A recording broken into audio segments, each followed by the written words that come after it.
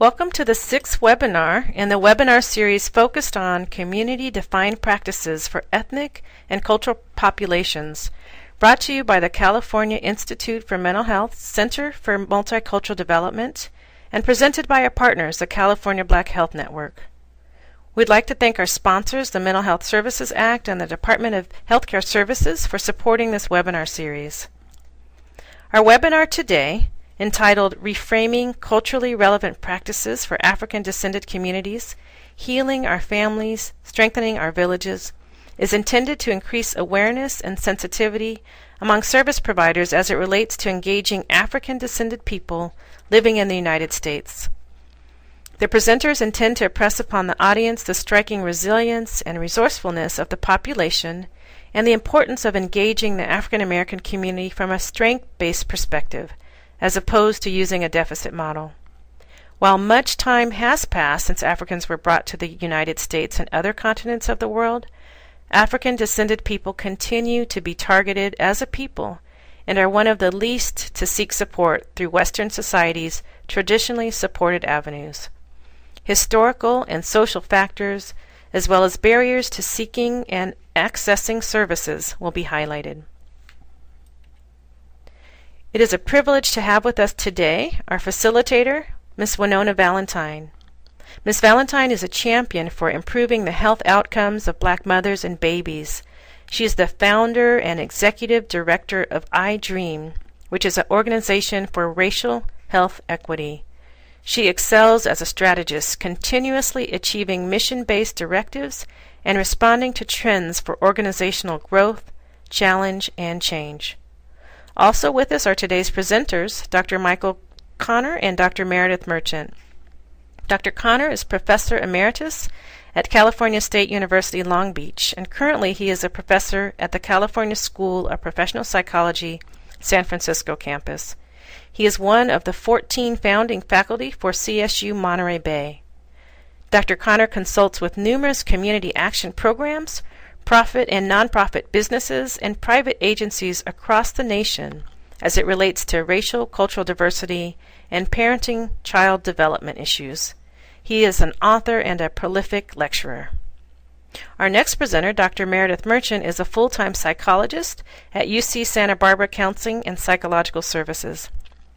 She's committed to working with students from the African diaspora, as well as supporting any student who may feel marginalized as a result of their cultural identity. Dr. Merchant's dedication to supporting, serving, and empowering underserved communities, especially African American children, adults, and families, has been a prominent aspect of her career since receiving her doctorate in 1998. She currently has a private practice in Los Angeles where she does therapy and consulting. At this time, it is my pleasure to turn it over to Ms. Wenonah Valentine.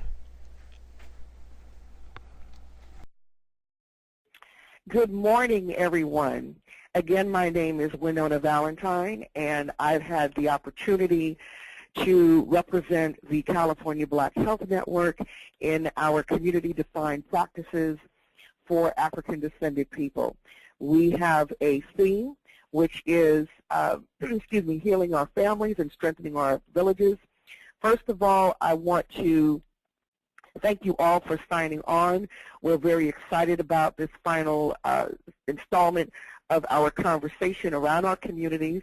I secondly wanted to be able to give a shout out to the iDream learning community. We have people from our network who have logged in from California as far away as Florida. So I thank you so much for supporting our efforts and recognizing that the conversation around our communities is a local conversation, it is a national conversation, it is a global conversation.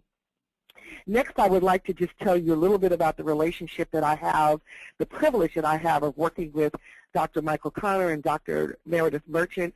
I am thrilled to have them bring us home in this series because they basically frame my career around the work of being a champion for Black mothers and babies.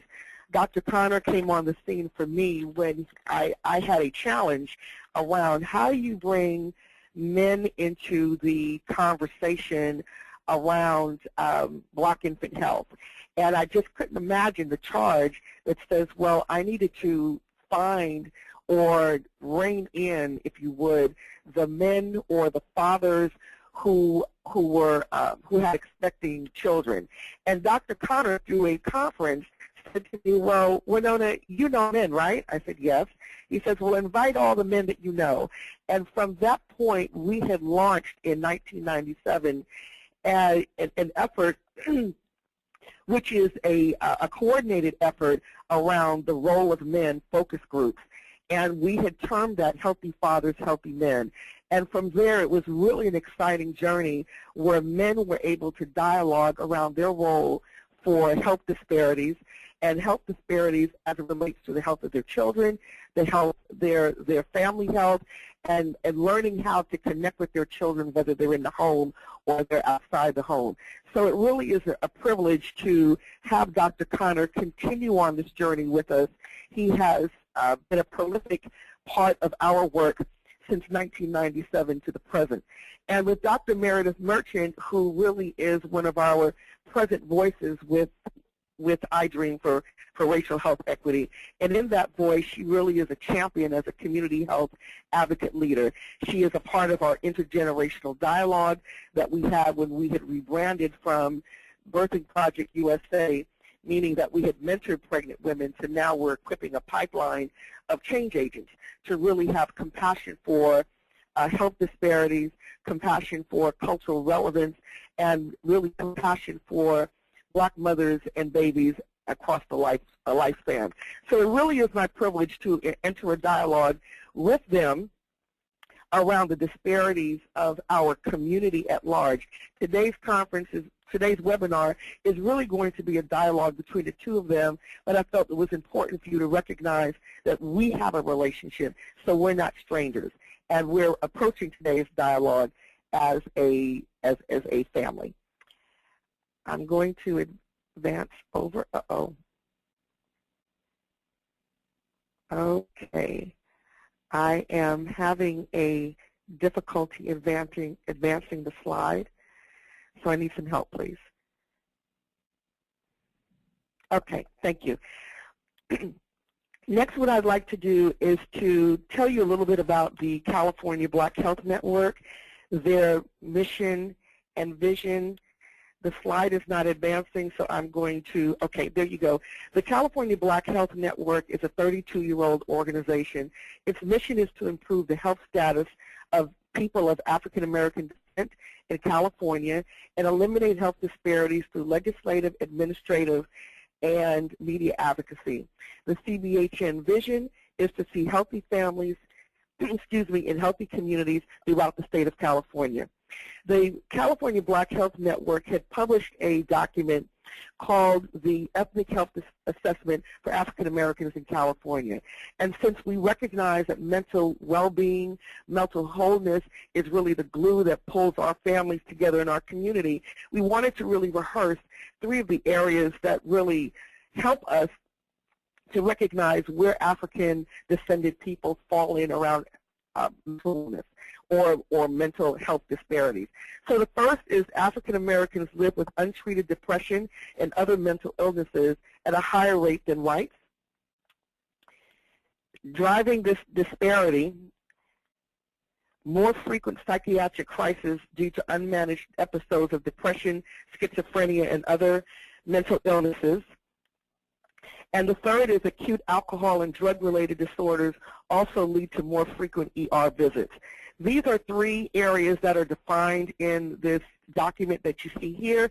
If you want more information about the the Ethnic Health Assessment for African Americans in California, by all means go to their website and you'll see that. The conclusion to this study shows that through assessment that the California Black Health Network learned most mental health issues in our communities are brought on by adverse living conditions by an unresponsive mental health system, both of which contribute to slow progress for remedy and slow movement toward mental wellness in the African American community. Again, I am having a difficulty advancing the slides, so I will need help from our host, please. I'm on the slide for managing our message. If you would advance that for me, please. So in managing our message, we have differing opinions within the community of what's needed. I want to take time to rehearse here the opportunities that we talked about in the previous two webinars. We recognize that building communities is a relational skill. It's a skill that requires listening together. It requires learning together. It requires deciding that we can agree to disagree together. Our wealth is our health. We choose to travel together, not in silos, and to stir up a conversation as collaborators and change makers. We are dedicated to take back our health, our mental health. It is our intention to challenge the audience thinking about the complex quality of life issues that result in poor health outcomes. And at the same time, this conversation, today's conversation, is not business as usual for us. Our goal is to engage you in creating change with us. And as I talk about health disparities, this is not new for our community. We recognize that the medical and healthcare fields, that the problem of racial and ethnic disparities is a key healthcare issue that's equated to the civil rights issue for today. And so what I'm going to do is to just kind of rehearse some of the ideas that were brought in the previous webinar. If you could advance to the next slide, please. What really is important to all of us is that the Affordable Care Act has given our nation's citizens the opportunity to have health care for those who are uninsured, who are underinsured, whether they're students, whether they're entrepreneurs, whether they're working part-time, working 2, 3 part-time jobs and have not had insurance. We also know that there has been tremendous controversy around signing up for a healthcare system that has not represented us well. The biggest challenge that we find, that I found through the working with our presenters, is that we are concerned about the care coordination between the mental health community and the medical community. We recognize that through the Affordable Care Act, that the primary care physician is now going to be responsible for making that referral off to our for mental health services. So it is very important that we as practitioners, and really we as watchmen for our community, is that we recognize that the upside of having signing on for mental health services and having insurance is really a plus. But I have to tell you, I learned from working with our presenters that I was horrified by the idea that those who sign up for public mental health services, and this relates to the stigma in our community, is that if someone, I don't know, needs to be treated for paranoia or schizophrenia, that code stays with them throughout their lifetime.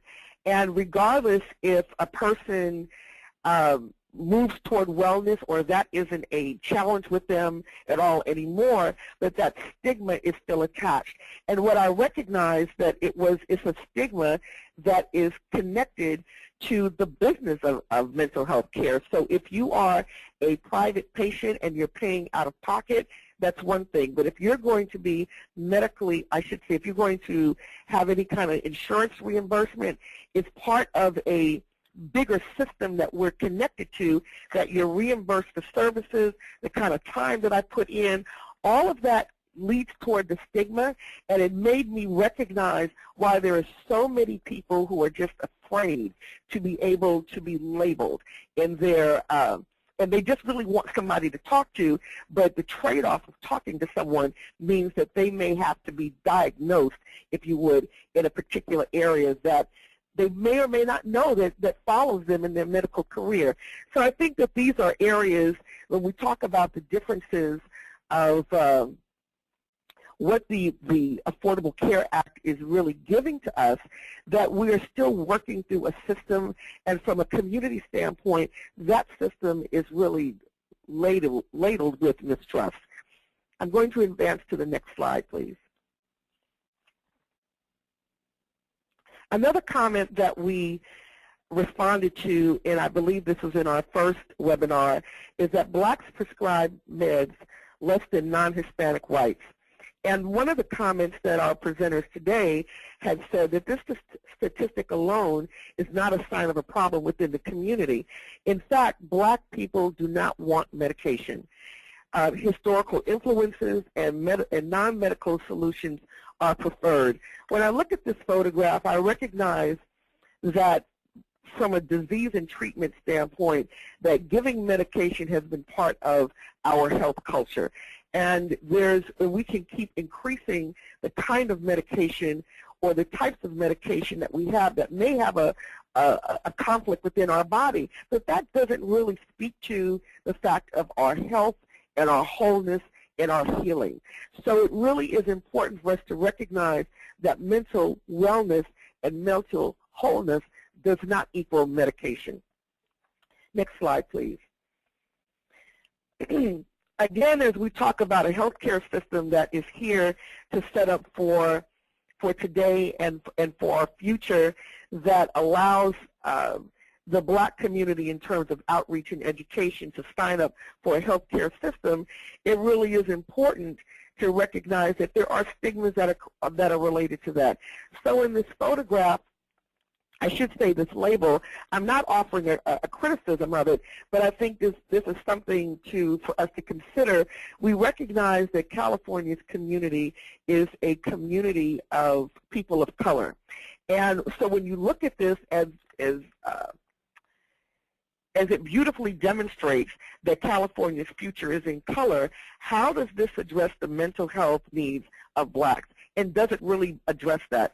So I think it's important for us to recognize that in the spirit of taking a multicultural or a diversity viewpoint to bring access to care to different people, when it comes to African-descended people, and specifically looking at our community, we're not just looking at color. For many of us, you really wouldn't know what our background is if we look black.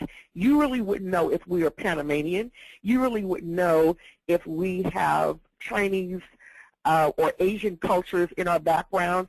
So it's really important to recognize, and I'm going to refer to a document that came out through Liberty Hill from a fund development standpoint, that there are 4 different characteristics of the black community today. That is U.S.-born blacks, immigrant-born blacks, biracial, and multi-ethnic or multiracial by self-report. So it really is important to recognize when you talk about our community, we are not one monolithic voice. What we have in common is that we're African descended. And you'll hear more about this term as our presenters go through their piece. If you could advance to the next slide, please. Another comment that came up in the previous webinar is to educate more black professionals. And I would like to challenge the audience is that what we're looking for is equipping a pipeline of healthcare decision makers and nonprofit leaders to understand the scope of health disparities, to understand improving communication around cultural relevance and cultural respect, to recognize that who we bring to the table is not just a matter of color or a matter of race. We want professionals who are able to touch our communities with compassion, to work with our families with dignity and respect. And as you see here, it's a showcase of a pipeline of promise that I Dream for Racial Health Equity has in partnership with USC Stoll Price School of Public Policy. And Dr. LaVonna Lewis, my faculty collaborator, we both have a passion for training the next generation. And part of training the next generation is looking at career exploration that through the Affordable Care Act has opened doors for many people to walk into the health care industry, but as healthcare leaders, not necessarily as providers, but as leaders. And then secondly, that we recognize that pipeline does extend to looking at what we call a near-peer approach. So bringing in high school undergrad and post-BA students together to problem solve together. This is really an important way for the generations coming behind us to recognize that they're a part of the solution and to see that those solutions are based upon the wisdom that has been laid out, that they actually can be creative and to bring other ideas to the table. Advance to the next slide, please. Telling our story and passing the baton really is a conversation for all of us to recognize that we have a generational dynamic that is unique to the 21st century. What's unique to the 21st century is that we have 4 generations of professionals that are working in the field. I like to be able to identify from the generational time slot. I did not put the birth years on here. You can look that up in any, just Google intergenerational dialogues. But I think it's important to recognize here is that all 4 of us, the silent generation, the baby boomers, Generation X, and millennials, our relationship to the time period that we were born is what is common ground for us. So it is important to recognize on this call we really have an intergenerational conversation, and it's really important for us to say that together we can stand and manage our message, because we're really we're the voice of our history from our ancestors. We need to be able to tell our history in a way that defines who we are. So for example, it is very easy for people to talk about that the African American experience began in slavery. And if you would really listen to us, we did not ask to come here. So those who were enslaved, they were not slaves in their home country. They were architects, they were mathematicians, they were princes and princesses, they were leaders in their community, they were people who contributed to world history before European history really became the predominant factor. The predominant factor around European history that opened the door for the transatlantic slave trade was really about economics. So it's important that when we talk about our history that we give honor to our ancestors. And what has survived, that resilience, is what is played out today.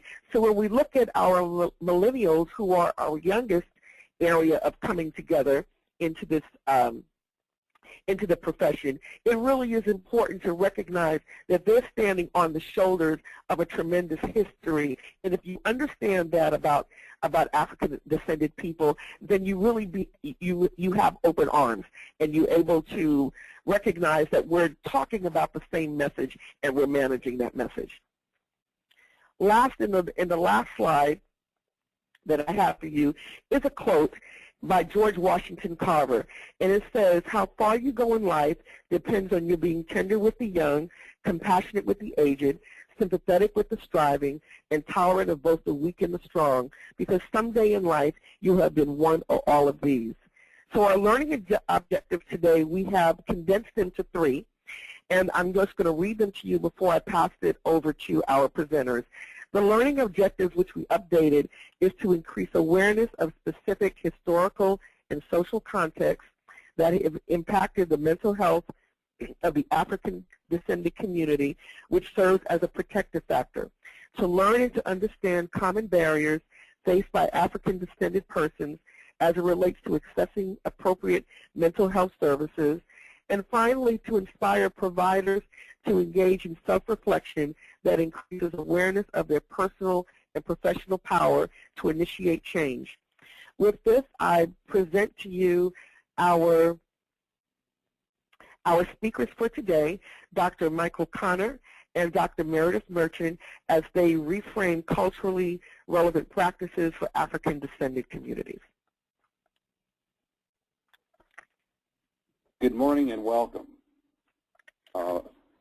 The slides probably have not caught up yet, but I'm going to get started in the interest of time. Eventually the slides will catch up. I want to begin by sharing information and suggesting that to understand what is happening and what has happened in the African American community, and quite frankly, wider community in general, one must examine the history and context and present it in a history and context. Therefore, I want to offer a few comments regarding the period of enslavement. It is interesting to me and problematic that in the United States, we will talk about slavery, and it's usually discussed in a rather benign way. Slaves were happy, it was good to get them out of Africa, etc. But there's very little conversation about the enslavers. And in fact, if we're going to be honest and going to be accurate, we have to talk about the enslavers as well. The enslavers were responsible for the destruction of family, of community, of individuals, of culture. The enslaved had no rights. They had property status. They were the builders of the wealth of the United States, not just the South, but of the United States, but got little or no credit for it. I also must add that while many may posit that, quote, it happened a long time ago, unquote, or I did not own slaves, quote, unquote, as an attempt to minimize impact, as an attempt to avoid responsibility, as an attempt to avoid involvement, those comments fail to realistically deal with important aspects and consequences of slavery. For example, clearly there were perpetuators of slavery, and they profited mightily from it. There were also collaborators. There were those who advocated for slavery. There were those who supported slavery. And finally, those are those who were the beneficiaries of slavery. And the beneficiaries of the period of enslavement continue to this day. But the fact that somebody may not have directly owned slaves does not negate the fact that they very likely benefited, as most of the United States benefited from the period of enslavement. A couple of other things regarding this period. It was really problematic in that in my field, in mental health, one of the things that we talk about and we encourage our trainees to do as they're working with clients is to get the clients to own their mistakes and their errors and to apologize for such, learn from them, and grow on. Today, there's been no apology or atonement for the period of enslavement. It's sort of like, let's pass through it and be done with it. Fails to realize the huge impact that has had on the United States in general and on African descendant people in particular. Some of the things that relate to current situations is that the original absentee fathers were of the enslavement period in terms of white slave masters. And I actually believe very strongly in the need to pay child support. That is yet to take place, although contemporary African descended men are often imprisoned for the failure to pay child support. Additionally, one of the other things that happens that relates to problems that African Americans face in the United States today is that it's important that we maintain a very healthy suspiciousness of the white community, including mental health providers. It did not work well for us to believe in the words and the deeds of the populations. So the idea that people remain suspicious and suspect it is not a surprise. And all of you are aware of the Tuskegee experiment. But Tuskegee was one of hundreds of experiments that took place.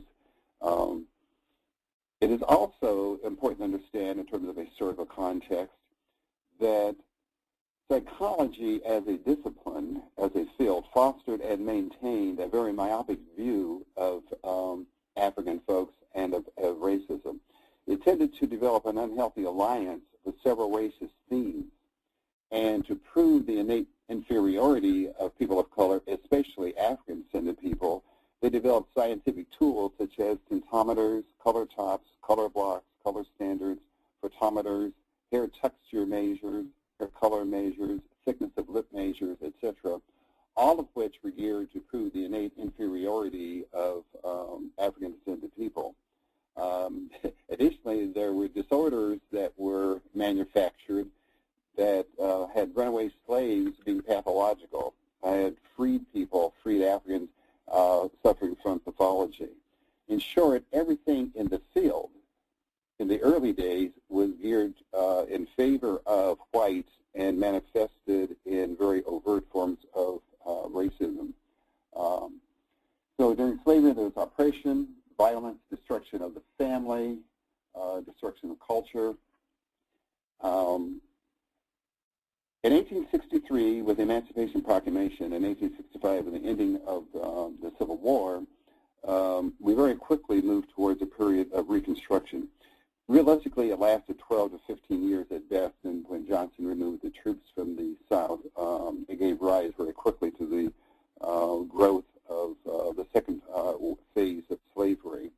I won't take a lot of time with this, but the second form of slavery then gave rise to Jim Crow. I don't want to be very clear, but I'm talking about what was happening, although the focus is on the South.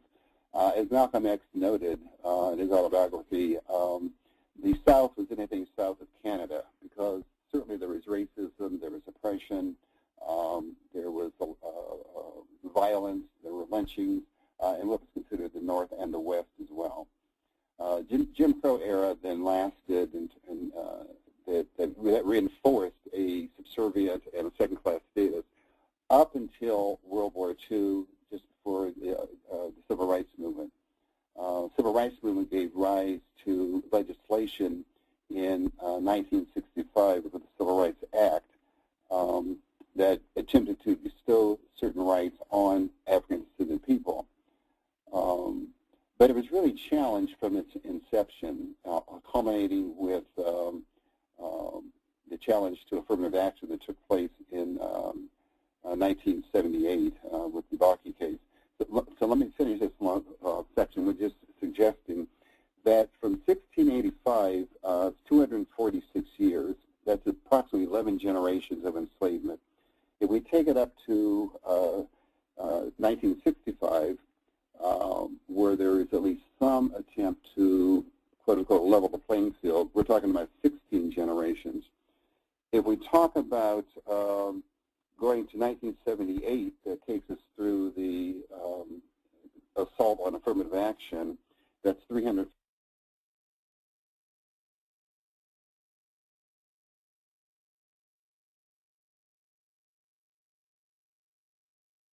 Dr. Connor, from 1619 to 1978 is 359 years. If you look at the 359 years, and of those 359 years, 25 years, approximately 25 years, there was some attempt to include African descended people in the life of the United States, in the responsibilities and the privileges of being citizens. So that's 25 years. One of the things I ask my students all the time is, if you as white students have $359 in your pocket and I have $25 in my pocket, can I compete with you? If you have $3,590 in your pocket and I have $250 in my pocket, can I compete with you? And I'll add one more zero.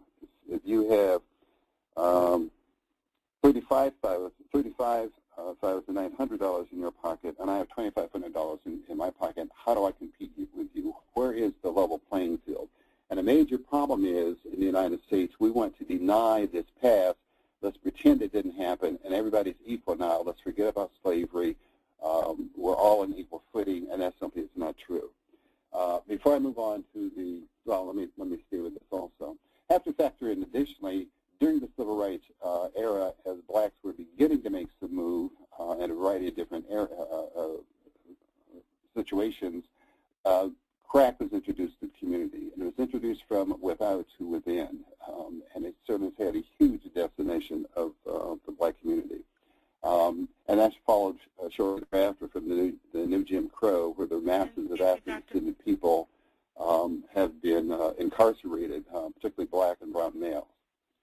Meredith, before I move on, do you have any comments to add? Yes, with respect to the crack epidemic, I think it's important to to highlight, and many of you on the call may really be aware of this, is that a lot of the adults and children that are seen, especially in the public mental health system, are products of the crack epidemic, which further complicates our mental health issues, whether it's drug exposed, having had a poor attachment, the disrupted sense of family. And with that happening, what comes up for me as a professional is the need, an even greater need for more money and dollars and information about parenting, and the need to reparent adults as we're learning to parent those that are newly on this earth with us. And that'll be something that we can talk more about as we continue. Go ahead. Let's go to the next slide and look at the impact on the community. I'm just going to highlight a couple of things here. And Dr. Connor, could you just quickly define New Jim Crow? Oh, yes. I'm sitting here from Michelle Alexander, and I encourage all of you to pick up her book, The New Jim Crow, Mass Incarceration. You just got to put it in front of me. Mass Incarceration in the Age of Color Blindness. Ms. Alexander is a civil rights attorney who sees the growth of the industrial prison system as a way to further enslave black and brown men, and that the majority of folks who are in jails and doing hard time are black and brown males. She speaks to the unequal and actually inappropriate sentence guidelines where black males get significantly more time in jail than whites for the same crime. Whites tend not to go to jail. Now, if we go backwards, go back to the slavery period, blacks were there, were slaves, worked for nothing, got nothing out of that, nothing ended up in the pockets. During the Jim Crow era, there was a return to that in that if particular black men did not have jobs and they were in communities after the sun went down, i.e. the sundowner laws, you could be arrested and you would be sent to prison, and the prisoners, the prison acts with local agencies, farmers, businessmen, etc., that they would hire the prisoners off to work for these other agencies. The prisons made money on that. And you could have your prison, say a 3-year sentence could be expanded to a 10-year sentence for minor infractions, but you were still working, you were still basically enslaved. What Ms. Alexander argues is we'll back to it, we return to that in terms of the mass incarceration of black men and the sentence guidelines are really problematic. With masses of people being placed in jail, the prison index, industrial index is the largest growing commodity in the United States, and it continues to go in that direction. She also notes that it's certainly not colorblind, that black men are targeted, specifically targeted, and no one is safe. Anybody can go to jail. Civil rights have been completely destroyed. And again, I encourage you to read her book, and that can be an opportunity to hear her talk. Dr. Murphy, you want to add anything to that? No, that does it. We can move on. Okay. Let me go to the next slide and look at the impact on the community. And I'm going to start at the bottom with welfare laws. One of the activities that added to the demise of the black family during the 1960s was when black mothers would go on welfare, social workers had the right and responsibility to enter black homes to determine if men were living there. Now, keep in mind, it was virtually impossible for black men to get work. I realize a lot of folks may think jobs were plentiful. They may have been for certain folks, but that was not necessarily true for the black community. In our community, black women have always been able to get work before black men. Not great work, working as domestics and babysitters, that sort of thing, when black men could not get work. Again, it's a return to a form of enslavement. If men cannot find jobs to support their children, what do? And what the welfare laws indicated that if he physically could work, he could not live in the home if she were receiving benefits. So very quickly, Uncle Sam became one of the primary sources of income for black women at the expense of black men. So the welfare laws in the United States, including California, added to the demise of the black family, and that he could not live in a home if she were receiving benefits. We also have black-on-black violence. Black-on-black violence can also be traced back to the period of enslavement, because the slave masters would pit boxing came along here. So slave masters would pit their big buck against the next plantation's big buck, and for entertainment of the white community. So being physical with one another was reinforced. In fact, during enslavement, the entertainment industry, and I'm tongue-in-cheek here, being able to entertain whites and being preachers were the only avenues that were available for black males. And we sort of still see some of that. And I'll take a risk and throw it out that in many ways the idea of being able to preach the gospel was a way to also further control black masses. But black on black violence continues to be a problem that plagues our community. What is problematic here is that we in the community become more upset when whites perpetrate violence against blacks than when blacks do violence on blacks. And that is a huge mental health issue that we've got to take a look at. It's not the only one, but it is a huge issue. Not making any excuses, but George Zimmerman was on everybody's mind when he murdered Trayvon Martin. Here in the city of Oakland, we have black-on-black murders virtually daily, every other day. We're not nearly as upset about that. It seems to be that whatever whites do is more important than what blacks do. This is kind of a bastardization of that concept. Go ahead.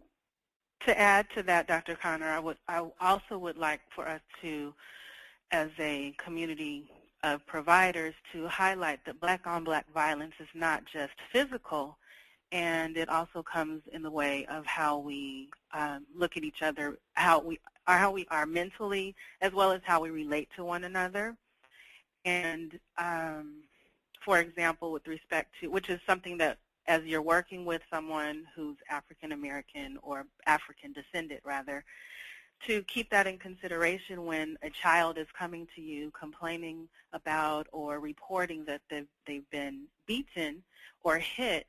It's before we attack, quote unquote, the parent, it's important to understand where it's coming from, not to condone it or say, yeah, keep doing it, but to understand, to really feel and understand how strongly a parent is feeling when they're saying, I'd rather beat you now as opposed to you getting beaten by the police or the prison guard.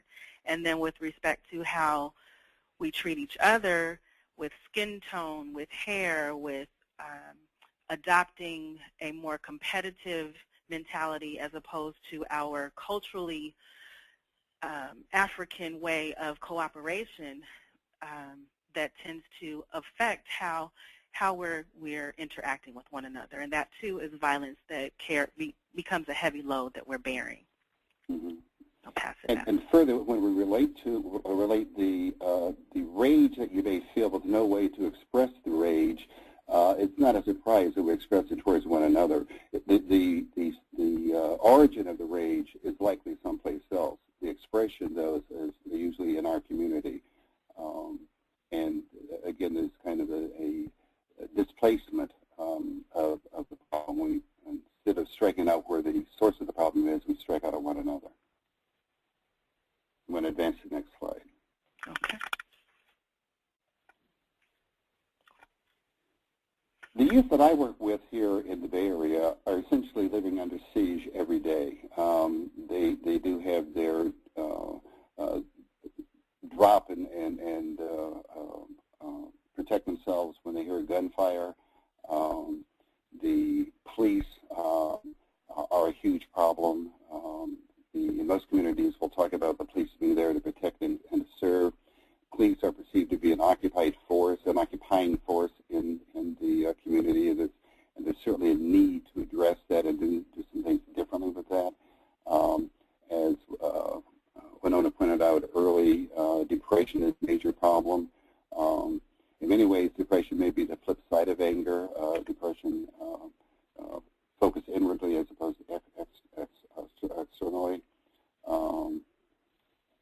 good deal of anger. When I work with African American men, while I see anger is not the primary emotion that I tend to see. I tend to see other emotions, although we don't label them. I see hurt, I see despair, I see sorrow, I see disappointment. What I also see is an awareness or the inability to label those, to differentiate between the emotion. I may have learned 15 ways to express anger, but I have no idea how to express when somebody hurts my feelings, or how to express disappointment, etc. And that doesn't just impact our mental health, that impacts our physical health also, because we also recognize that there's huge issues regarding essential hypertension in our community amongst young folks as well as the aging population. Paranoia may be rampant, however, that it can also be a corrective factor in that many of us believe that it is critical for survival that African American individuals should have what I would call a healthy suspiciousness of their environment. It isn't safe. The people who often are seen there to offer services to be of help really are not there to offer services to be of help. As I indicated earlier, psychology has an ugly history of racism. So does medicine. So one is going to be suspicious and questioning, and for survival, that can likely be a very positive thing. Absolutely, there's no doubt that substance abuse is a problem in the community. I tend to see that as more of self-medication as a way of dealing with the depression, the anxiety, the concerns, the closed-off emotions. You got to cope with something. If I can get it fixed to make me feel good briefly, that's what I will do. So we really are talking about healing and different forms of healing of our community. Dr. Merchant, anything on that? Yes, with respect to stress and the impact on mental and physical health, I just want to be sure to highlight that socioeconomic status is not a buffer for the effects of stress. And one of the primary examples that we highlight via iDream is that college-educated black women are 3 times as likely to have an infant die before their first birthday than a white woman on welfare. And I'll say that one more time in case this is your first time hearing this. College-educated black women are 3 times as likely to have an infant die before their first birthday than a white woman on welfare. So the question that comes up is why? What's happening? Is it prenatal care? Is it lack of prenatal care? Is it the single mothers? No, it's stress. It's stress and all of the factors that come behind that, but it's the words that can't be given to how we're feeling, and that's both the man and the woman, because stress comes from the womb and comes even more forward. But before I digress, what I want to really highlight is the importance that to put on the charge for all of us as providers is to increase our consciousness about the language that we're using with the people we're working with, the people that are our colleagues, and with ourselves. The messages as simple as no pain, no gain, or, oh, I just have to suck it up. Oh, the don't cry, or I don't like crying in front of people. And I think it's important that we start with ourselves, and be more mindful and more aware of what we're doing in our own day-to-day living, and it makes it easier for us to highlight and help those that we're working with bit by bit, planting seed by seed, that I think will have an even greater impact over time than any talk therapy or medication. It all has to work together, and those are things we can do without having to do much. I'll move forward to the next slide. I would add also that the manner in which you describe the birth outcomes for our sisters is also related to the essential hypertension problem that has significantly impacted our community. That some researchers have tried to find excuses out of it that it has to do something uniquely with negatives about African descendant people. But the reality is that it has to do with living under stress. Essential hypertension impacts African-descended people across SES. It is the #1 killer.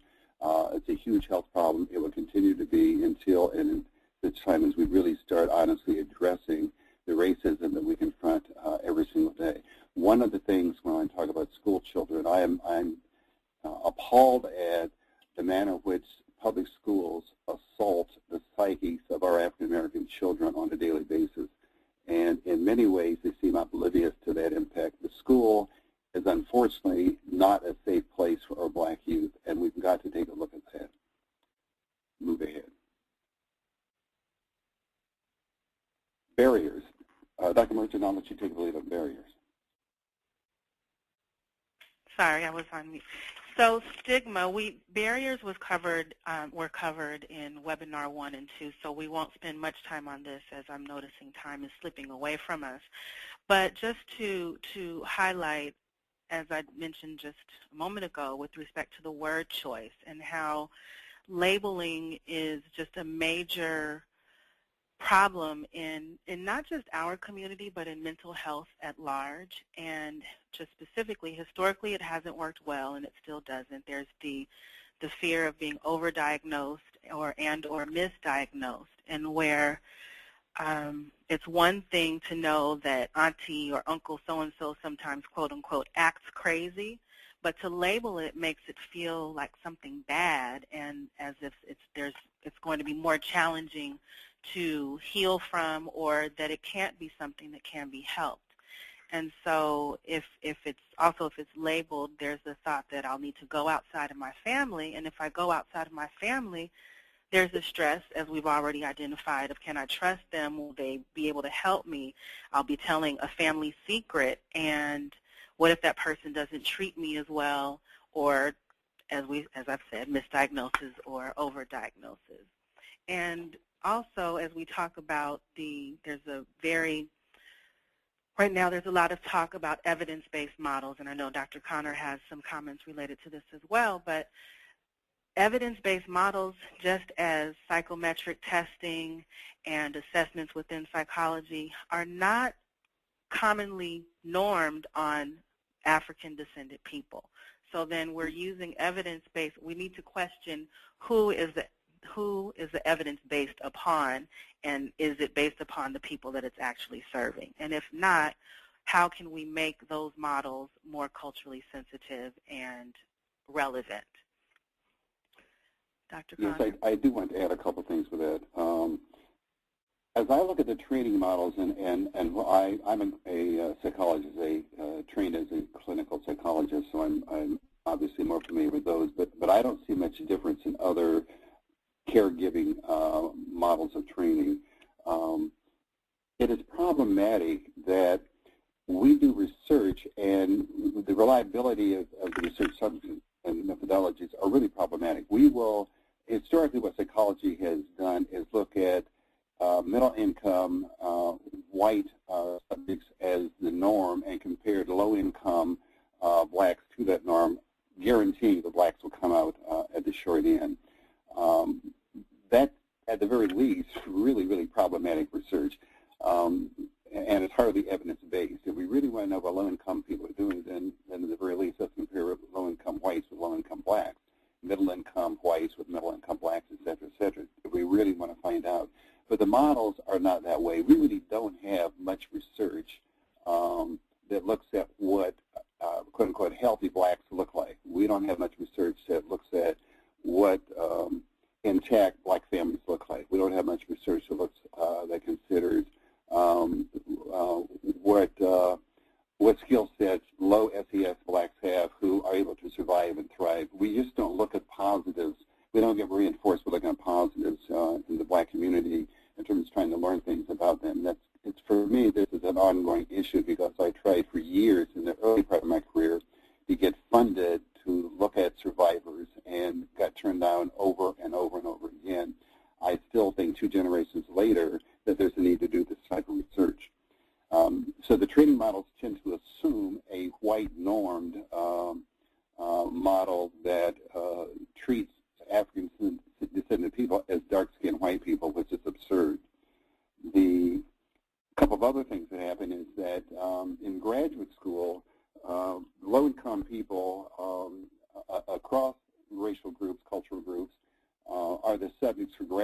schools are doing their internships, their placements, their practicums, etc. A huge problem here, and I'd say it as an ethical concern, is that the needs of the clients are really predicated on the school year. So if you brought a client in May, but your school year is over June 15th, that client who may need some help gets cut off. Maybe over summer gets passed on to another graduate student who may be with it for a while, but if something happens in the training site, they drop it and gets passed on also. We really use and abuse low SES people, and we ignore the ethics in that. And psychology has a huge list, has volumes that ties in with ethics. Why is that not one of the things that we look at? And I would venture to say that anybody listening in who's trained to the master's level and in any way that included some sort of a practicum was mistrained in this model, which is really, really problematic. But I also suggest that one of the things that I feel very strongly about is when I retired and thought I was going to do other things, I came back to teaching because I decided I was going to try one more time to engage white students in anti-racist training. And my model is such that I require white students to take a long, hard look at themselves. Where did they learn the racism? It's not a question, do you have racist a background? It's where did you learn it, from whom, and how do you want to confront it? So what I require them to do is take a look at themselves first before they travel across town to try to save us. Somebody needs to save white people. Needs to talk with the enslavers to bring some humanity into them. A major barrier for arguing treatment are mistrained, poorly trained white clinicians who don't get it. And it's not just enough to take a course and then you're done. So we have to increase the accuracy and reduce the bias of diagnosis and treatment. We have to strengthen cultural relevancy of services. We have to ensure that new programs and infrastructures are developed with input from the community. We have to recognize the impact of historical trauma across the African American community. And we have to provide primary care providers with culturally relevant training across the board so they can stop doing damage and start doing some good. I am convinced that most of the students with whom I work want to do good, but they have no idea what that means, and they don't understand. We're talking about lifelong learning, lifelong reflection, lifelong training. Move to the next slide. So I'm already kind of in this in terms of how can providers help, what's next. As I'm indicating, it's really important to increase your knowledge base. And I ask you to question the training that you've gotten. How relevant has it been, for whom and for what? Did you have any courses that were taught by African American professors? Did you read any research that was done by African American researchers on the community? Do you understand the differences that African American professionals have with white professionals about us? Do you question the white expert on black folks that was so prevalent when I was a student? If not, I really encourage you to do that. Read differently and reflect on what you're reading. Be aware of the impact and the importance of family. Although there's a huge movement to destroy black family, we still exist. The black family is still there. And it's not just the immediate family, it's the kinships that are there. You may need to include some of the kin in therapy and understanding HIPAA and all the other guidelines that are from a Eurocentric notion. We may want some of our kin to be there with us, to be support, to know what's going on if you're going to tie in with us. Critical that you understand the impact of spiritualism. Let me take a moment here to talk about some information that Dr. White talks about that kind of ties all of this together. Dr. White believes there are 5 characteristics that define African American psychology. First is improvisation. In order to be successful, one must be resourceful and innovative. Improvisation requires being able to imagine possibilities that are not yet apparent, to devise a plan to make the dream a reality, to be willing to risk failures while pursuing the dream. And certainly any African American who has experienced some degree of success has abundant interaction with the need to improvise. Second, he talks about resilience. And here he's talking about rebounding from setbacks and tragedies. These are not just twists in the road. These are serious problems and serious setbacks. We encourage our clients to see life as it really is, understanding that if you're offended, you will experience profound sorrow and heartbreak. They are unavoidable. We see that in our music when you think about it, and I realize not everybody isn't necessarily the music I'm into, but I'm a fan of Delta Blues, and certainly Delta Blues speaks in a profound basis of sorrow, of heartbreak. We also see it in some gospel and some R&B. Thirdly, Dr. White talks about connectedness to others. Clearly, we are interdependent. We tend to engage in reciprocal relationships. Those of us who are successful are linked in social networks, including neighborhoods, fraternal orders, street corners, barbershops, social clubs, civic groups, families, and again, kinships. Fourth, he talks about the value of direct experience. This includes respect for and interengagement with elders or the Badas. Distrust of the Euro-American institutions. This is the healthy suspicion of whites. There's been too many lies and too many dreams deferred. To survive, we need to assume whites will engage in denial and deception and trickery to avoid issues and to avoid making changes that are really meaningful and substantial. And then finally, he talks about spirituality. And he's not talking about the dogma that is prevalent in certain religions, or probably in so many religions, but rather a soul force, a unifying theme in our psyche. Spirituality is needed in the face of persistent adversity. It's needed to stand against oppression. You can fall back on it. It's not a surprise that the black church was the seat of activity during the civil rights movement. So as we start talking about how African-descended people survive, one of the things we may need to look at is to begin with these 5 characteristics. There will be others as well, but to at least consider these 5 characteristics.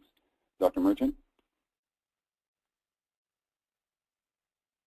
I'll move forward to focusing on healing to the next slide. And the slide is pretty self-explanatory, but some questions that I think would be important that we're asking when we're working with someone, which are, what do you think is the solution? Why do you think this, whatever this is happening?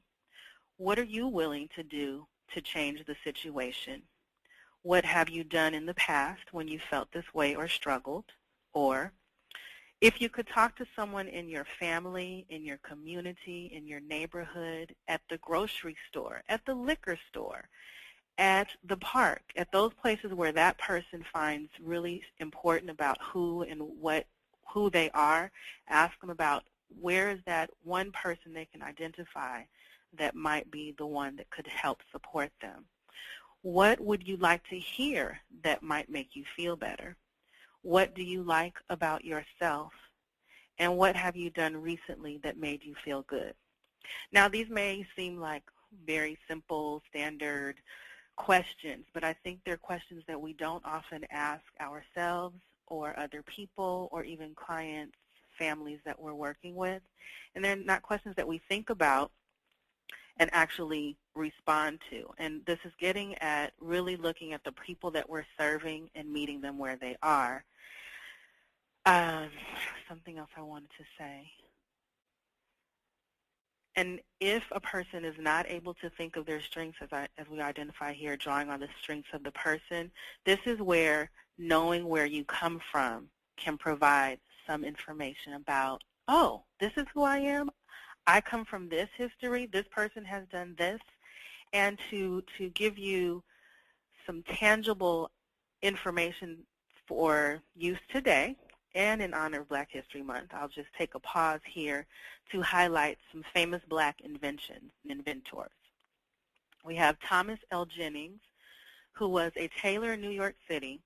He was the first African-American to hold a U.S. patent, which was issued in 1821.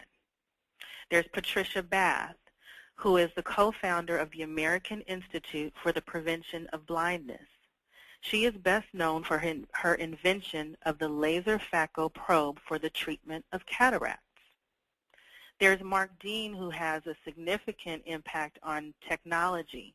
He led the team of IBM, that's a long time ago, but IBM scientists that developed the ISA bus, a device that enabled computer components to communicate with each other rapidly, which made personal computers fast and efficient for the first time.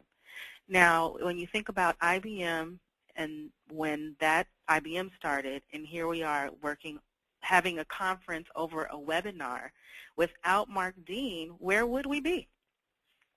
There's Dr. Selma Burke, who created the image of President Franklin Delano Roosevelt, and that image is now on the dime and has been since 1944. There's also Benjamin Bradley, a slave, who was employed at a printing office and developed a steam engine for a warship, yet again on the shoulders of black people who supported war in our country. And then I'll end with Garrett Augustus Morgan, whose invention was later replaced by the traffic light. He invented a gas mask that was used to protect soldiers from chlorine fumes, and then he also received a patent in 1923 for a traffic signal that featured automated stop-and-go signs. So every traffic light we look at is directly tied to Garrett Augustus Morgan. Now, if we had this information and shared that with many of the African-descended people who may feel like they cannot make a contribution to our country, to our world, to themselves, to their family, and find ways to plant seeds of history that will strengthen them and inspire them to move forward, I just wonder how far and how much more healing we could put forth. And with that, I will move on to the next slide, which is a live example, a here and now example, sorry, I went too fast, of work in action. The University of California, Santa Barbara, made several demands of the chancellor here at UC Santa Barbara related to how they were not feeling that their needs were being met. Just to give you some data, there is the African descendant population at UCSB is 4%. That is roughly about 700 students on a campus where there's 26,000. And so these students, with the support of several different staff members and faculty on campus, as part of their demands, and you were sent a press release that highlights the progress from these demands that were made in May, I believe, of 2013. And as part of those demands, they said, we need black psychologists on campus. They also highlighted that we want to see professors that look like us. We want to hear about people who look like us while learning about subjects. We want to feel that someone will understand our experience. And instead of taking over a building, which has happened and was very productive in getting some responses, they decided to collaborate with the community, the university community at large, and moved forward. And I will highlight the black psychologists, since I, of course, am one. I answered the call for that position because I felt that, having worked with children, 3 to 5-year-olds with emotional and mental disabilities and behavioral problems, worked with families that were part of the Department of Children and Family Services, worked with individuals in private practice with higher socioeconomic status. I felt that this was an opportunity, one, to answer a call for millennials, as Wenonah mentioned earlier, who are saying, we are advocating for ourselves. We know that we chose to come to a predominantly white institution, but that doesn't mean that we can't see people that look like us and feel supported in this environment. And so I felt that this was a work and a calling that I could provide meaningful support and feel feel more, I'm sorry, I got distracted by reading a question, feel more purposeful in my life and able to plant seeds. So let's move forward to what it's like being black at a predominantly white institution. First of all, I'd like to say that being here at UCSB is a microcosm of our society, because we have black students who have come from predominantly black high schools, predominantly white high schools, from varied neighborhoods, from upper, middle, lower SES, from families who immigrated from countries outside of the United States. There are students that have varying degrees of their own consciousness of being black. Some that don't really identify, they are black, but that's not a salient factor in their identity. And yet when an outsider looks at them, when someone is outside looking in, or someone on the external sees them, they see them as a black person. So it doesn't, just because their consciousness and their awareness may not be in their cultural ethnic background, they're still treated as that black person on campus. And so it's important, what I find as my charge is to find ways to reach all of the black students, black descended students on campus. And they may not be coming to the BSU meetings or involved in BSU. And I'm jumping ahead. Let me pause. I get excited, so please forgive me.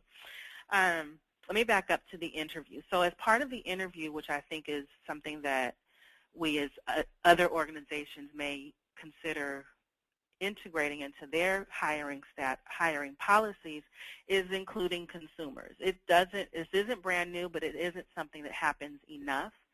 And so as part of the interview, there was the counseling and psychological staff, there were student affairs staff, but there were also students. And the students are the ones who came up with the question that interviewees had to answer with respect to being the only one. And as far as being the only one, they're speaking to the invisibility, the hypervisibility, feeling like a fish out of water. And then there's also, as being the only one, you're also someone who's on the cutting edge, and you're a trendsetter, which is what I like to highlight is, yes, being the only one and being the only black one, or being one of few black people on campus, there is a huge responsibility, and there are ways where you don't feel that you're as supported, but it's important to plant the seeds of, even with that, you have an opportunity to be on the cutting edge. You can be the inventor. You can be the creator, the healer, and the list goes on. And so as part of my mission to be the one that they chose to come, it was important to me to connect with them and exchange my personal story. And I think that's something as providers that we could stand to do more of. We're trained to, in our clinical programs, or to not be, self-disclosure is off limits, and you don't want your clients to be too close to you or know too much. But somehow we forget that we're human, and what the person in front of us, whether you're a physician or a clinician or a teacher or a grocery clerk, we want to be seen. And an acronym that I came up with that I'm using to kind of monitor how I interact and move and have my being here on campus is See Me. See is to seek. It's not waiting for the students to come to me. It's meeting them where they are. It's making myself available for different events. It's seeking out the events, because these are millennials. They're communicating where events are happening on Facebook. And I'm not yet willing to open up my clinical persona on Facebook. So I have to go out and seek out and let them know that I'm here. And in doing that, I'm engaging them. I'm attending events. I'm acknowledging people when I see them on campus. And anyone who knows me knows that I speak to everybody, anybody, everywhere, no matter where I am. But it becomes even more important in my role as a healer and supporter on campus, specifically called on by the black community to come serve and support them. And then the next E is empower.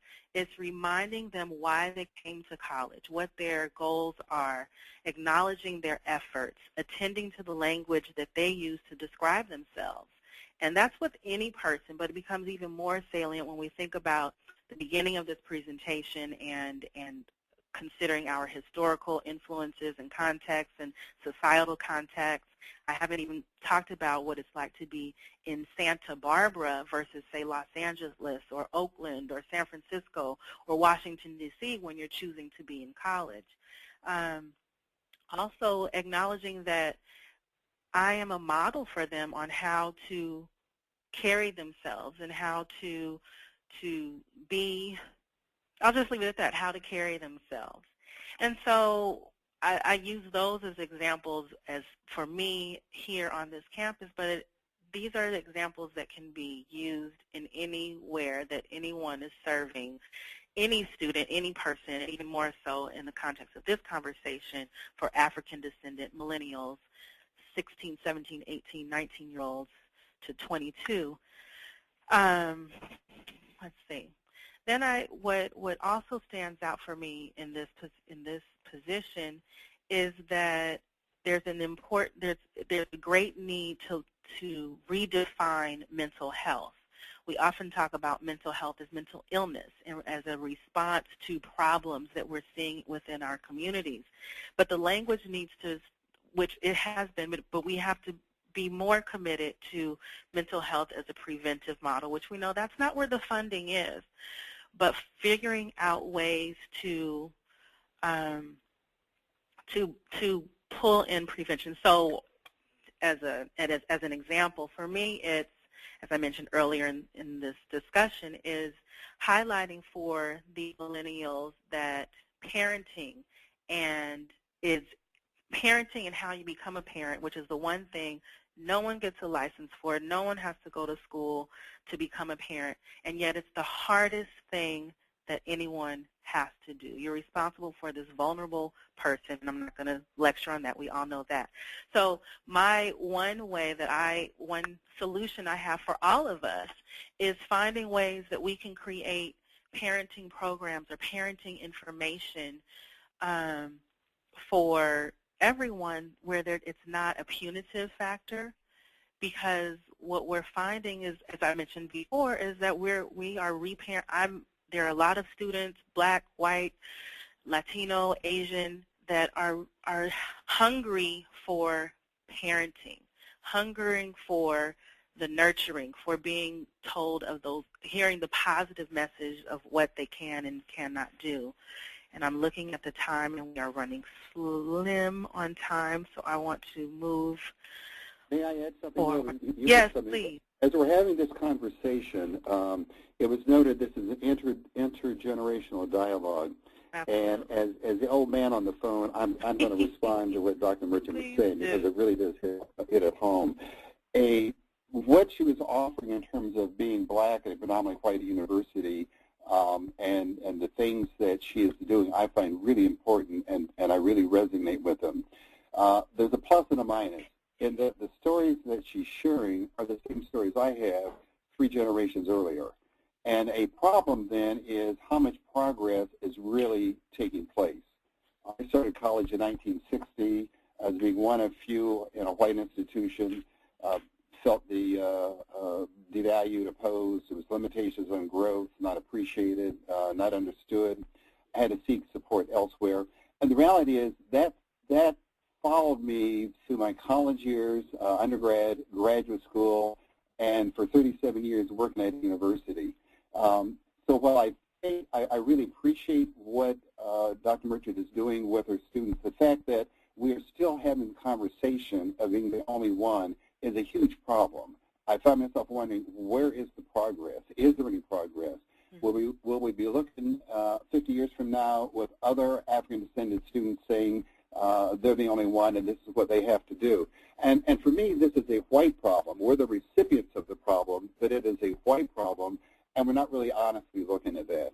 We're kind of letting it kind of slide away. Anyway, I just wanted to add that. No, thank you. So I will close with a question I have is how to engage what I'm coining as mental health fitness without it being a response to a to a problem. It requires outreach, education. Redefining mental health is something that you nurture, not just as we take a bath or a shower. Asking the question, what is your emotional hygiene? I just imagine, what if that was something we talked about on a day-to-day basis? And I think we're getting there slowly but surely. There's more talk about self-care, whether it's through the media or in conversations at work. But I think it's important. For me, mental health is balance. It's fulfilling relationships. It's a joy-filled existence. It's the ability to respond to challenges and an ability to express feelings and to communicate effectively. That is not, of course, a complete definition, but I think it's a start. And I think we can move on to the next slide, which pretty much reviews what we've been talking about, that it's important to be personally accountable, assessing and increasing our knowledge, as we spoke about earlier, our professional accountability. You know, what is going on within our organizations? What are the small steps that we can take? What are the big steps that we can work toward? Asking questions, assuming nothing. I often, when I'm supervising students, I tell them that you have to have a strong level of curiosity. If you keep your curiosity question mark in your head, you'll do better because you'll ask more questions as opposed to thinking you know what's going on with someone or that you know the answer, and you'll allow that person to teach you what you need to know in order to help them. It's seeking relevance and not competence, which was talked about before, whereas the word competence is just a personal rub for me because it has a feeling of I've arrived. Once I got it, and I don't need to know anything else. But to open it up is more, it's relevance, because there are some common factors and threads that we see, as Dr. Connor mentioned, that are continuing, and yet we have to make sure we're being relevant to the time and the place and the moment in this cultural and societal context that we have, and then building on strengths of what exists no matter what. I think if there's nothing else from you, Dr. Connor, I think we can turn it back over to Wenonah. Yeah, let's do that. Okay. Good. Thank you, everybody. Okay, this is Wenonah Valentine. Oh my God, I just thank you, my friends, my dear friends, Dr. Connor and Dr. Merchant, for this wonderful, thoughtful explanation around our community questions. I really love this, raising this healthy level of curiosity, because it leads toward our creativity as a people. When Dr. Merchant, when you had talked about the Black inventors, and it's that sense of creativity that moves us forward. The same thing, Dr. Connor, when you talked about Dr. Joe White's domains, and our innovation is really a part of who we are and what we do. So I just really appreciate that we were able to weave in a sense of who we are, or we connect to who we are. I think it's important that our millennials understand that we have a vast history, but what's unique to their coming of age is that there are generations that are right here in front of them, practicing with them, passing on wisdom that may or may not be documented in the book yet, but we're all part of writing that book. And let us be the people that we read about. We can be those folks, and we are here. So with this part of the webinar is really dedicated to questions from the audience. And I know that there are people who've asked questions, and so our hosts are going to ask those questions with us.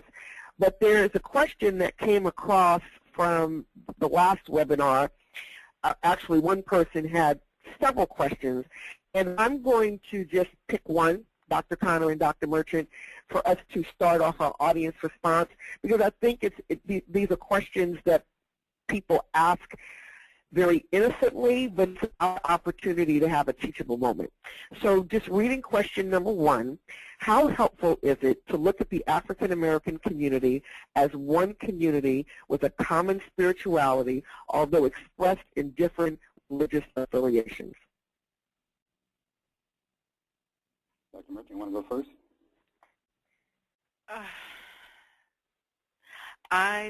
Yeah, sure. And I'm sure you will also chime in. Yes, I will. I have a strong reaction to the question, the idea of looking at the African American community as one community with a common spirituality, although expressed in different religious affiliation. There are many African descendant people who don't affiliate religiously at all. So on one hand, I would say it is helpful to identify, to look at the African American community as with a common spiritual thread, but I'm not sure, I don't have at the top of my head what that thread would be at this point. I know what I wish it was. I know culturally what it could be and should be, as people who were brought here and not by choice. So I'm going to stop there and defer to Dr. Connor. Yeah, my comment is that I think it can be helpful and useful to look at the community as one community with common spirituality. Focus on spirituality, not talking about religion. And I think a lot of the care that we have to take is religiosity and spirituality are not the same. And I do think that there is a spiritual aspect that permeates the African descended folk. Having said that, we also have to recognize the differences. We have certain things in common across the nation and across the areas where African descended people are. But there also are significant differences. And the major concern is that when we start collapsing everything into one, it makes it so easy to stereotype, and that does become a problem. So I would throw some caution towards that as well. But spirituality is important, just as family is important. So yeah, I guess that would be my response to that. Yeah. Okay, great. We want to. Did you want to answer question number 2 before we go forward with the audience questions? I put both in here, but if we want to, then let's. Do you want to do that, Dr. Connor? Okay, so I'll just read the question to everybody. Are the African American communities descended from the southern U.S. the same as those descended from the northeast U.S., the same as those from the Caribbean or South America, or recently immigrated from the African continent? I have to say no, and I'll say no kind of cautiously, in that while there are significant things in common, there are also significant differences. And one only has to travel from one part of the country to the other. So I have an N of 1. I grew up in rural Ohio. At 17, ended up in San Diego. Went to the Caribbean. At this point in my life, I have a son-in-law who's from Haiti. I see some differences in us. Well, what we have in common are certain very specific things, but I see some things that are different. I find my Haitian son-in-law has expresses spirituality in a way that's different from my rural Ohio roots, which would be different from the people I see in Northern California, which I see is different in Southern California. Having said that, when I say different, I don't mean that they're really distinct polar opposites. That's not even close. They really are aspects that people have in common that's regional. But I personally find it enjoyable to learn those regional differences. So I sort of embrace this, which is why I wanted to respond to it. I also would suggest that those who recently immigrated, working right now with a brother from Nigeria, bring in a very Afrocentric approach to his conversation. Still sounds familiar as he talks about certain kinships and certain interactions, but also has a different take on things. And I'm appreciative being able to learn from him. And I would agree with you, Dr. Connor. I also would add that the differences also come into play when you consider the consciousness as in the black consciousness of the person, for lack of another term at this point. For example, just this weekend I went with family to a funeral, and on the plane there was a white flight attendant who said to my aunt, be sure to put your purse away because I don't want it to end up hanging around your neck. And she didn't hear it in any way with any problem, and I bristled. And she lives in Chicago, has never left Chicago. I've only spent many summers in Chicago and some winters, short time in winter time. And I recognized that part of why my parents made sure to leave Chicago was that they recognized that there was a certain segregated feel, a certain lack of freedom, or I'll put it this way, there was more freedom that they felt they would experience and did by moving to California.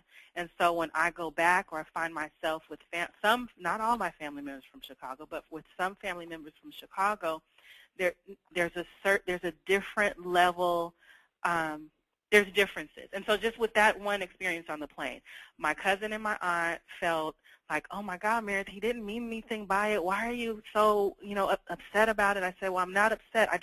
I'm having a reaction.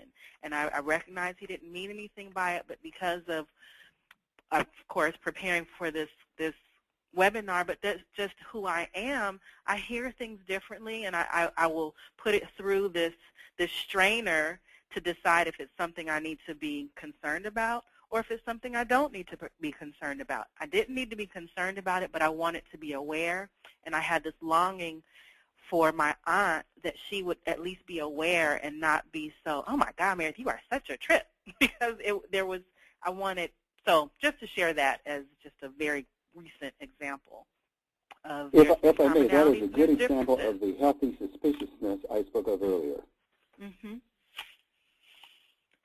Okay, I would like to chime in on this question, and I'm going to make my comments very brief. My family is originally from Virginia by way of Massachusetts, and so I grew up in New York, and my family unit moved to Los Angeles, and I quickly learned that there was a regional cultural difference. So the time that I went through high school, I recognized very quickly that there's those who immigrated from a historical standpoint who came from the eastern seaboard.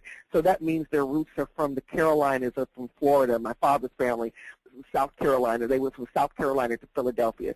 So I spent most of my time in Philadelphia, New York, and in Boston area. But you find that on the eastern seaboard, you have many families that have migrated from that region of the South to the Northeast. And when I moved to Los Angeles, there was a cultural shift because many of those family roots were from Mississippi, Arkansas, Louisiana, Oklahoma, and immediately saw where we had differences regionally, but also where we had common ground. And so to experience that as a high school student helped me to start shaping my interest around Black history, which I was introduced to as a high school student and was able to continue on in my college years. So I think it's just really paying attention to the environment that we're with, that we are not one group of people, but we are able to learn from one another. So I think it's just something for us to be aware of. And when we do that, we're able to speak from a place of common ground and not say, oh, it's the East Coast, West Coast, South, because many people reduce it very simply that way, when in fact it's an opportunity to talk about our history and have a healthy curiosity about where we're from.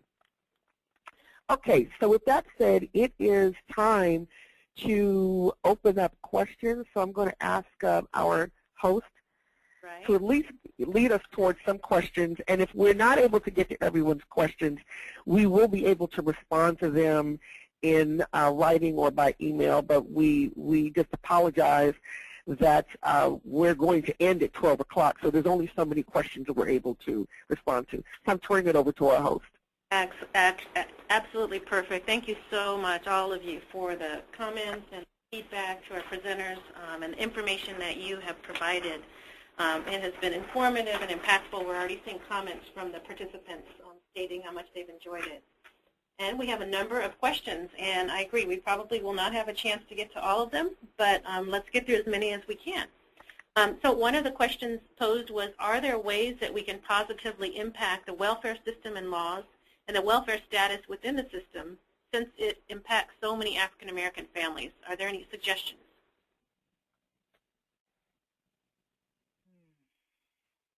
Yes, also there. One of the things that I would suggest to impact the law is, first and foremost, be aware and communicate the laws in your state. I realize not everybody is from California, so the laws in your state, talk about those openly. This is political, so you may have to get involved in the political process to modify inappropriate laws, unjust laws. But for me, it becomes really important that we become activists regarding this process. The other thing is that having conversations with the recipients of the welfare mentality can be useful also, because some of the clients that I see are not aware of it. This could be the second or third generation, have no idea how it impacts them. Example, students applying, trying to get students to apply for college, indicate, well, I can only go if I can get financial aid.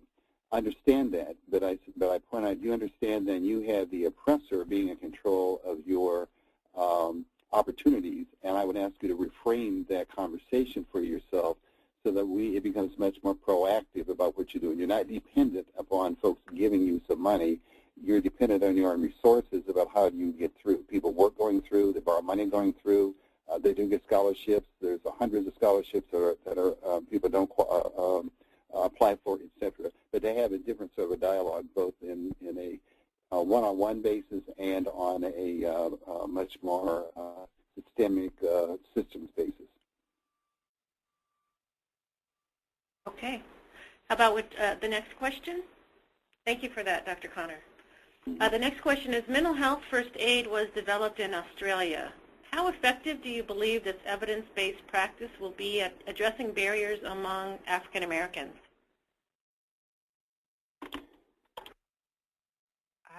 I'm unfamiliar with mental health first aid, so I can't offer anything for that. I have some minor information about it, and my immediate reaction is that I'm a bit suspect because the system is such a bigger issue and a bigger problem in the United States.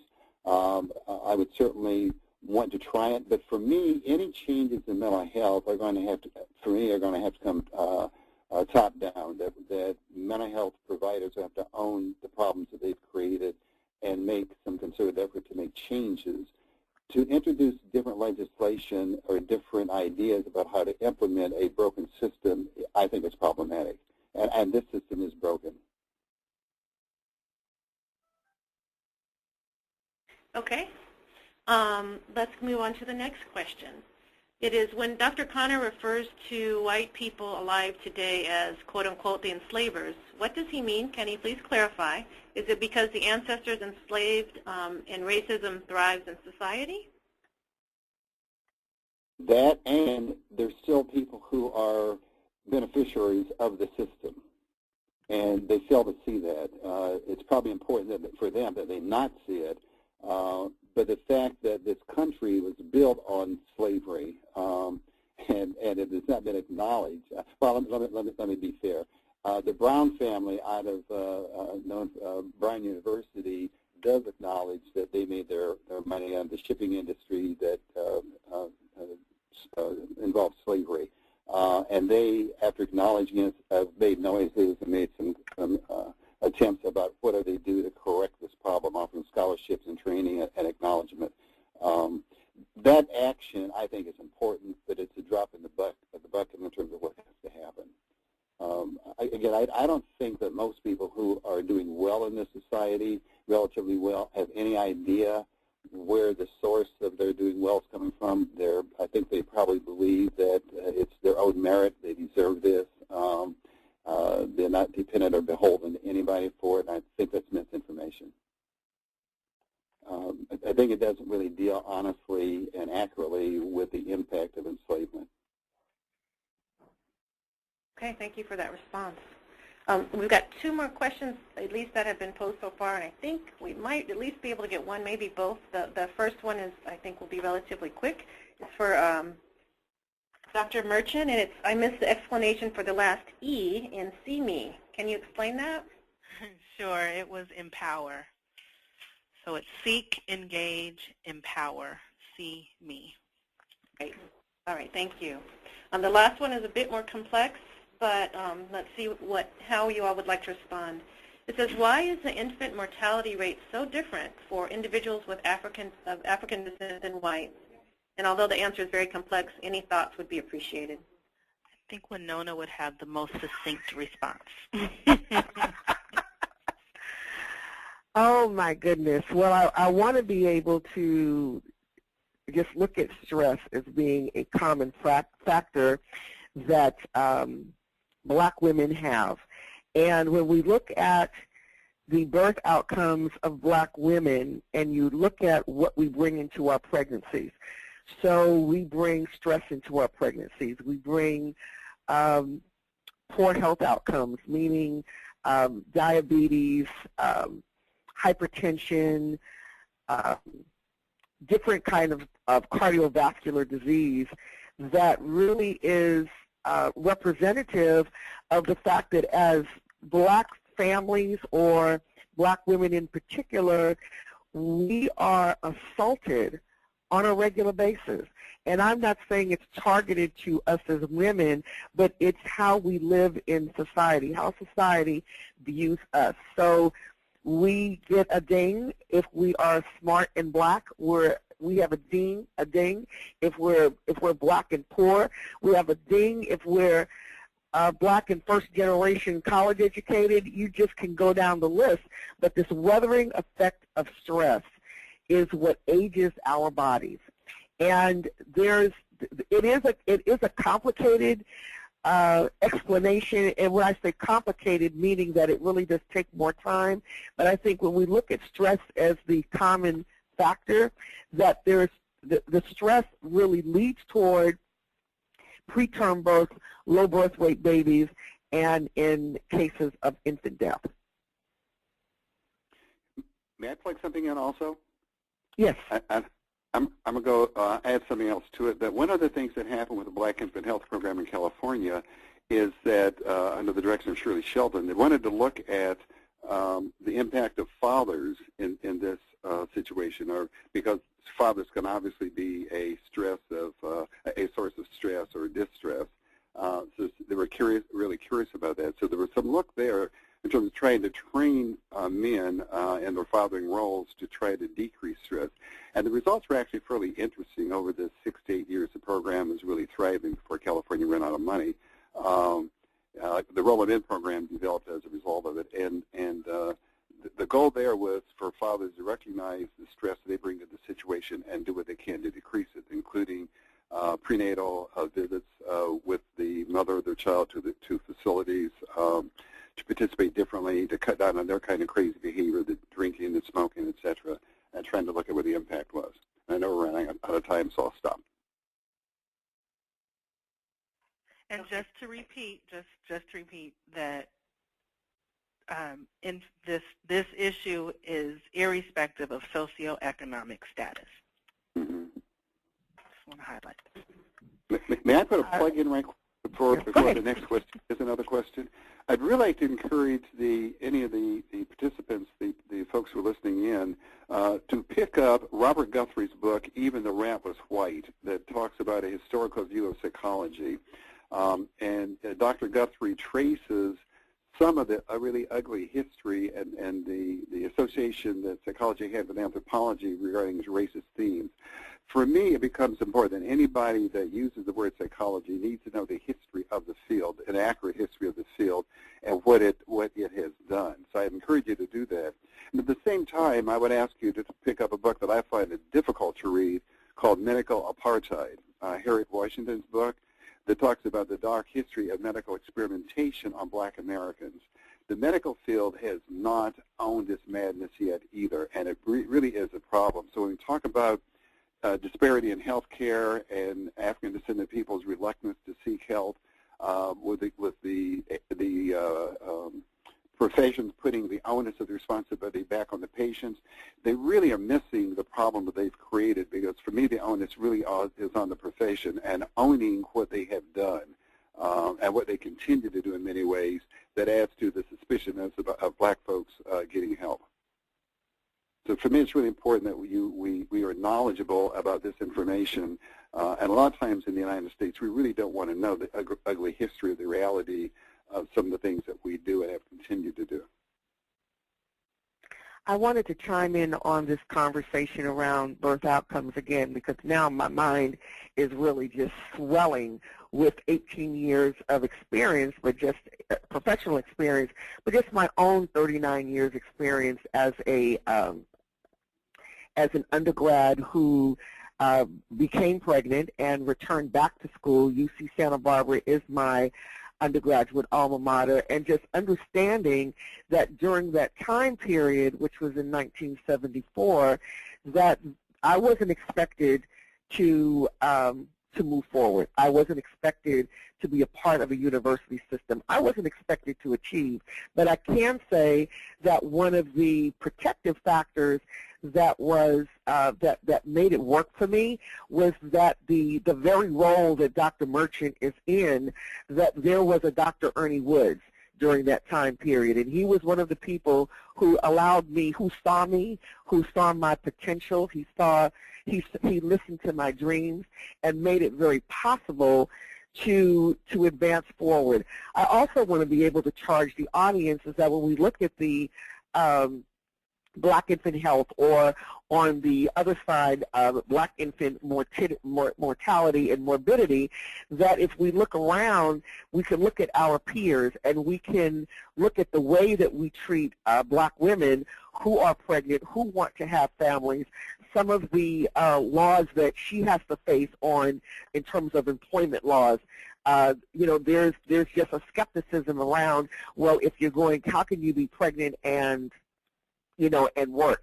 And so you recognize that there's a lot of stresses that come along when we look at our peers, and as a result of that, you'll see more and more of our peers who are having birth outcomes that are not favorable. So we're not talking about just this group of a group in our community that's very poor. This is really happening to all of us. It is a community issue, and for me, that has been the lifeblood to be able to reframe how we're able to heal our families and to strengthen our village. I have personal experience with that, but professionally, it really is a joy to be able to open the dialogue. And when you understand our journey as a history of people, and you start to look at there's certain things that have remained the same, then we can step in and create villages for women who are around us and for families around us. Wow, that was powerful. All of the comments and the responses that you all have provided, thank you for them. And you're right, we are nearing the very close of our time. I know, Wenonah, Ms. Valentine, you were going to make sure that the participants had an opportunity to look through the final slides and the reference and resource information. Would you like to do at this point? Yes. What I want to do is just let you know that that we've provided in each of the webinars resources. So we have titles of books and movies and DVDs and videos for this particular session. But if you've chimed into the other webinars, you'll see that this bonus section exists as well. It really is important for us to be able to, first of all, thank the California Institute for Mental Health to have the foresight to look at community-defined practices by different cultural groups. It has really been a pleasure to be able to tell our story in order for us to manage our message about what it looks like to serve and to be a part of the African-descended communities that we represent in a very, very diverse state. Again, I had mentioned that there are really 4 different categories of of blacks in our community, but when we layer over that the state of California also is it has urban centers, there are suburban centers, there are rural centers, and there are coastal centers. And when we look at our state, we recognize that we bring we have a lot of different factors that make up who we are, but I think what really is important is that when we look at our health disparities, that regardless if they're in Santa Barbara or Salinas or Monterey or Oakland, Los Angeles, San Diego, you look very closely at our health disparities and they're still disproportionate. So this webinar series was an opportunity for us to look at that lens through the lens of mental health.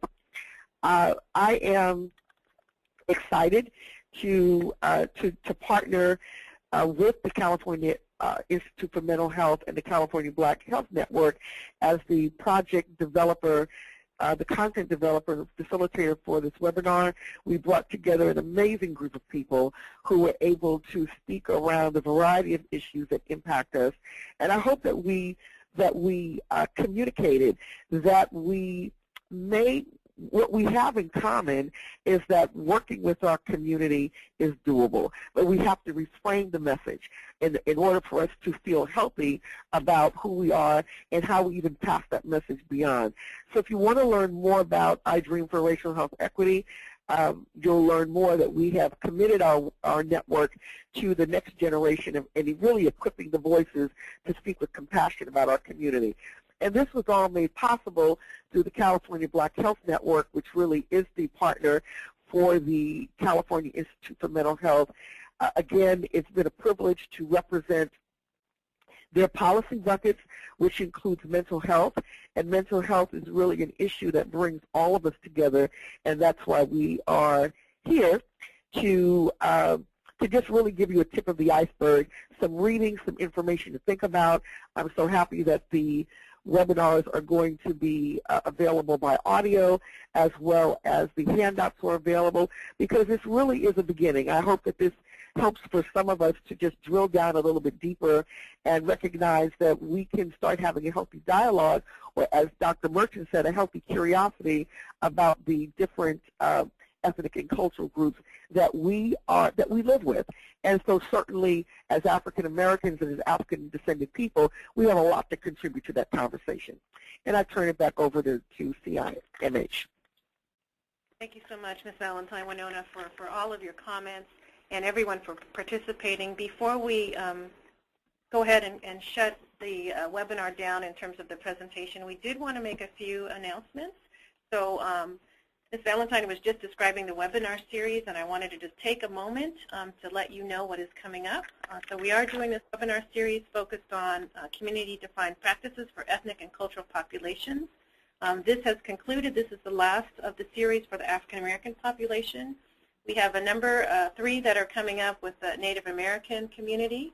The next one will be on February 19th from 10 a.m. to noon, and it will be focused, it's called Lost in Translation, Telling Our Story.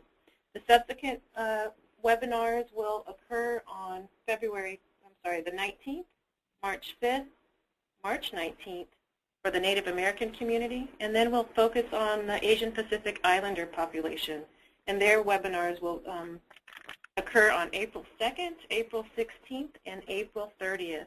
All of these will culminate in a statewide conference on May 30th in Southern California at Anaheim Crowne Plaza, focused on building the evidence, so how we might continue to build our community-defined practices within these populations.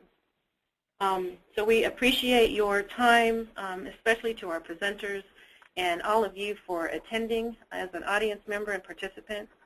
And we encourage you to take a few moments to share your feedback as you exit the session. A survey will pop up that we invite you to respond to so that we can make any adjustments to the training that we're conducting.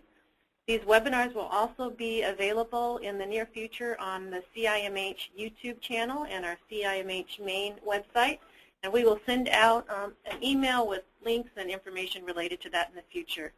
But should you have any questions, feel free to contact CIMH directly, our presenters. And with that, we will go ahead and conclude our broadcast. So thank you for joining us.